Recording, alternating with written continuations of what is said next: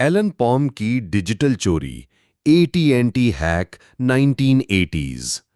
1980 का दशक, जब कंप्यूटर और इंटरनेट की दुनिया अभी अपने शुरुआती दौर में थी। अमेरिका में टेक्नोलॉजी तेजी से बदल रही थी, लेकिन साइबर सिक्योरिटी का कॉन्सेप्ट अभी लोगों के लिए नया था। उस समय टेलीकॉम कंपनी एटी&टी दुनिया की सबसे बड़ी कंपनियों में से एक थी, जो टेलीफोन और डेटा नेटवर्क की रीढ़ थी।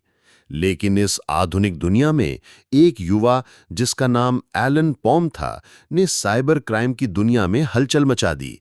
ये कहानी उसी की है, एक किशोर जिसने अपनी जिज्ञासा और टेक्नोलॉजी के प्रति जुनून को गलत रास्ते पर ले जाकर इतिहास रच दिया। कहानी की शुरुआत। एलन पॉम एक सामान्य अमेरिकी किशोर था, जो न्यूयॉर्क में रहता था। वो हाई स्कूल में पढ़ता था, लेकिन उसका असली जुनून था कंप्यूटर। उस समय पर्सनल कंप्यूटर्स नए नए आए थे और इंटरनेट का इस्तेमाल ज्यादातर यूनिवर्सिटीज और बड़ी कंपनियों तक सीमित था। एलन ने अपने स्कूल के कंप्यूटर लैब में घंटों बिताए, कोडिंग सीखी और नेटवर्क की दुनिया में गहरी रुचि ली।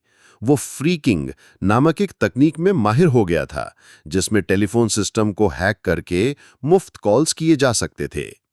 1980s के दशक में एलन ने अपने दोस्तों के साथ मिलकर एक छोटा सा हैकर ग्रुप बनाया। उनका मकसद था बड़ी कंपनियों के सिस्टम में सेंध लगाना, सिर्फ इसलिए क्योंकि वे ये देखना चाहते थे कि वे कितनी दूर जा सकते हैं।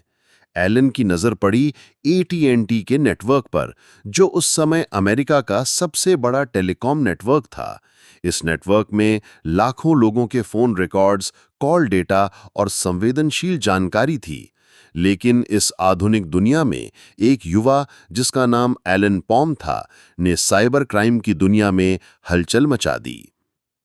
अपराध का तरीका। एलन ने अपने कंप्यूटर और एक मॉडेम का इस्तेमाल करके एटी&टी के सिस्टम में घुसपैठ शुरू की। उसने वॉर डायलिंग नामक तकनीक का उपयोग किया, जिसमें वो सैकड़ों फोन नंबरों पर स्वचालित कॉल्स करके ये पता लगाता था कि कौन सा नंबर किसी कंप्यूटर सिस्टम से जुड़ा है।